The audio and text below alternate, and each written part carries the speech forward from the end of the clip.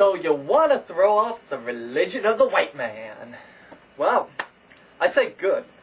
Good for you. Christianity has done far more damage to Africans, and particularly African Americans, than any other force in history. By some accounts, more people died during the slave trade than during the Holocaust. And why is that, you may ask? Well, I mean, greed obviously plays a large part into it.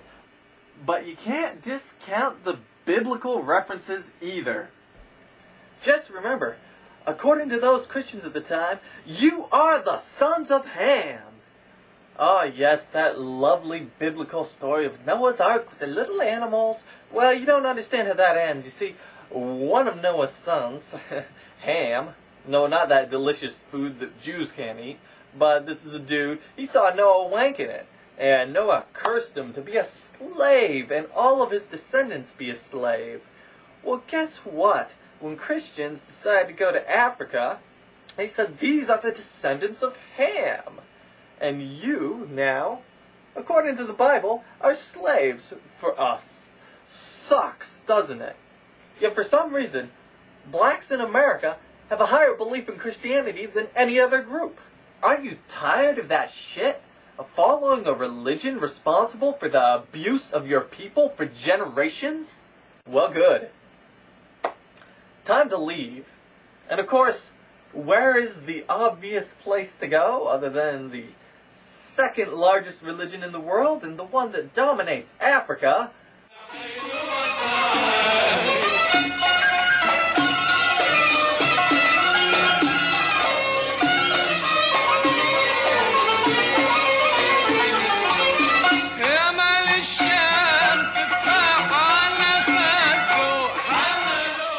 Islam.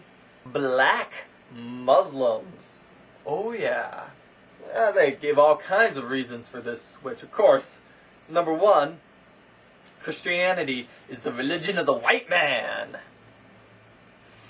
And of course, Islam is the religion of, well, come to think of it, it's not really the religion of blacks at all.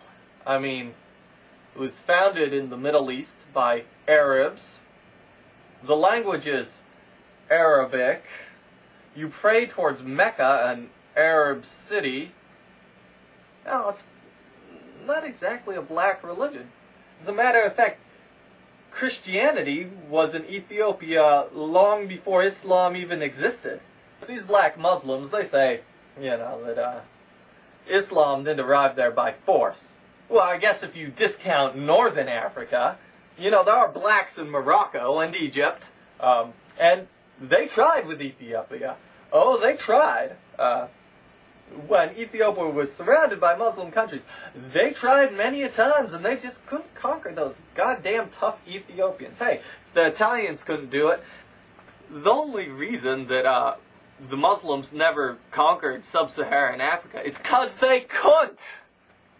It's fucking huge. Nobody could conquer it. Europeans couldn't conquer it until what, like 1870, after we had a machine gun? The place was huge, populated. You went there, you died of malaria. In the 7th, 8th century, it was technologically advanced compared to the Middle East. There was no way possible they could conquer sub-Saharan Africa. They conquered Northern Africa. You think they didn't wanna? But there is, of course, the slavery issue. I mean, European transatlantic slavery was, of course, terrible beyond belief. But enslaving Africans and dragging them to another country to be servitude to a whole nother race of people, Europeans didn't invent that idea. The Arab Muslims did. You expect them to be nice? The Prophet Muhammad had slaves. Yeah, that's a pretty obvious example, and that's a pretty easy fucking justification if you want to enslave a whole nother race of people. The Ottoman Empire, long before the transatlantic slaves, had the majority of their slaves come from Africa. There was plantations in the Islamic world too. Because Islam forbids your slaves' children being slaves, most of the slaves had the extra pleasure of castration before they were shipped off. Even after Europe had abolished the slave trade in Africa, Islam continued. So, not only were they yanking people out of their homes to go be domestic servants in a land far away for a race different than theirs, but they did it before Europeans arrived, and they continued until afterwards. Now, a lot of people say, hey, who the fuck are you to say this? You're some skinny white kid. This isn't any of your business, you know? So that's why I brought some backup, used by permission, and thank you to him. Here we go. When you know that he's killing thousands of people per year, it is not acceptable. Yeah, telling people that, you know, it's very difficult for rich to go to heaven so that they can take our lands and our natural resources, it is not acceptable. So Africans got a little bit of dignity. Please apostatize. Go back to your own religion, your traditional religion, or go to Rileysm or Buddhism, you know, new religions, non-violent one, who are not discriminated you. This is the more important. You see, and when we're talking about invaders' religion, it's not only Christianity, Islam as well.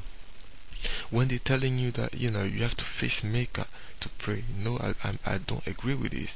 I thought God was everywhere. What about your local town? You face your local town, you pray. They say that in heaven they speak Arabic. What about your traditional language? Who created it? The creators gave every single people on earth a own language. And when you speak to your God, or you speak to the creators, because when you speak to them you're speaking, pray in your own language. That's what they want. They love you like this. So again, I deny God, I deny the Holy Spirit, and I'm inviting all my brothers and sisters Africans to do the same. Thank you very much. Peace on earth. Bye. So before you think of throwing off the religion of the white man in favor of the religion of the Arab man, make sure you're not just trading one master for another.